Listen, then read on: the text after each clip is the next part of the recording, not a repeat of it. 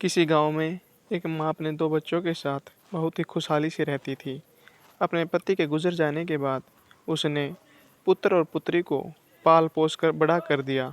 साथ ही साथ उसने अपने बच्चों को बड़ी संस्कारशील शिक्षा दी। माँ का आचरण भी बहुत ही संस्कार संपन्न था।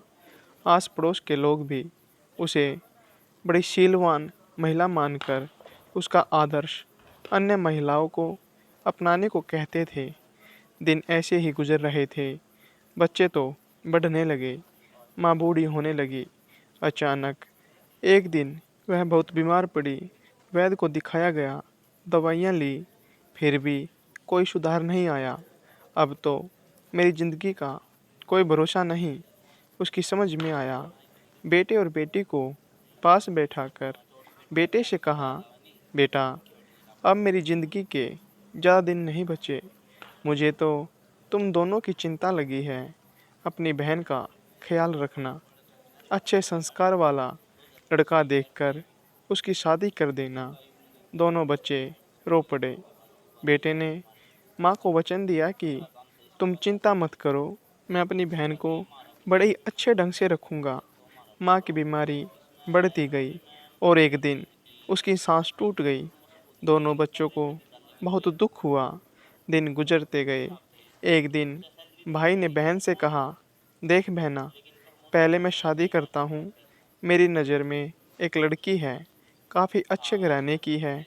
अगर मैं पहले शादी करूँगा तो तुम्हारी शादी करने के लिए कोई दिक्कत बीच में नहीं आएगी।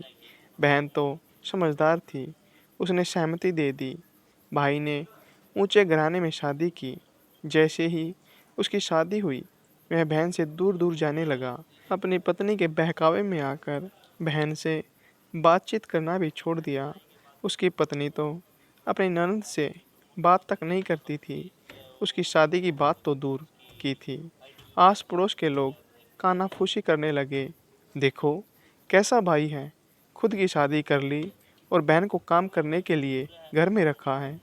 माँ के संस्कारों को तो वह भूल ही गया। लोगों के ताने सुनकर उसने बहन की शादी करवा देना उचित समझा। एक बहुत ही गरीब घराने में उसका रिश्ता जोड़ा। उसका पति तो दुबला पतला था। गरीबी के कारण दवाइयाँ भी ठीक से नहीं मिलती थी। उसके साथ अपनी बहन की शादी करवाकर भाई तो बंधन से मुक्त हो गया। पर बहन अपने हालात पर रोने लगी। उसे बार बार माँ की याद आती थी। वो दिन रात रोती, पर हालात अभी भी बदले नहीं थे। भाई की अमीरी बढ़ती गई। बड़ा घर, गाड़ी, पत्नी के लिए महंगी महंगी साड़ियाँ, आभूषण वगैरह महंगे सामानों से घर भरा पड़ा था। लक्ष्मी तो उनके घर में जैसे पानी भर रही थी। अपनी बहन को तो वह पूरी तरह भूल चुका था। बहन के बेटे का अपने मामा के घर जाने का बहुत मन करता था, मगर उनकी गरीबी के कारण मामा तो उनसे रिश्ता ही नहीं रखना चाहता था। एक दिन बच्चों के मामा ने पूरे गांव को दावत देनी चाहिए। पूरे गांव के लोगों को उसने खाने का न्योता दिया, मगर बहन को नहीं बुलाया। इस बात की खबर बच्चों को लगी। उन्होंने अपनी माँ से कहा, हम जाएंगे मामा के घर। उन्होंने नहीं बुलाया, फिर भी चलेंगे। आखिर वह मामा है हमारा। बच्चों की जिद के आगे वह हार गई।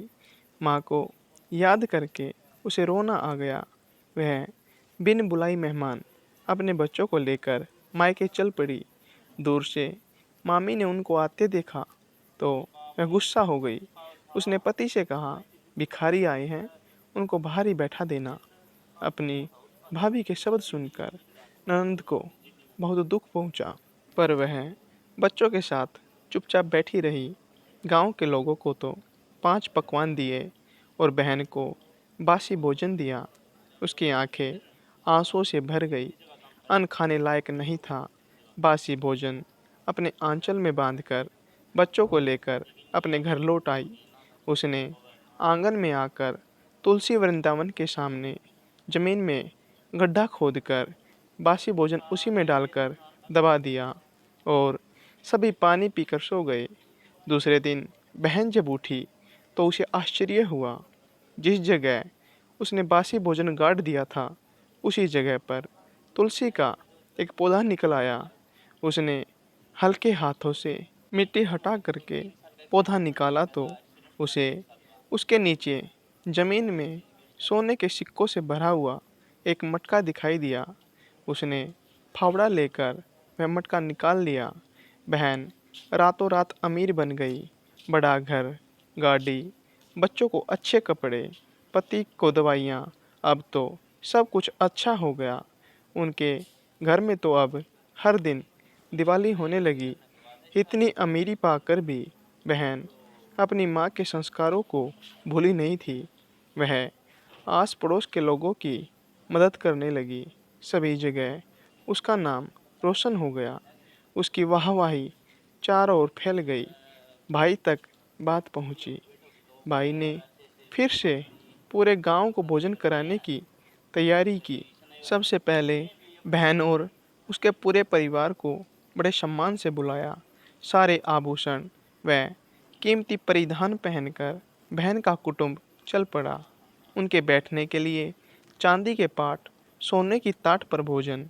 बहन और उसके परिवार ने एक बार पंगत को देखा और दूसरी बार वे सभी नीचे जमीन पर बैठे।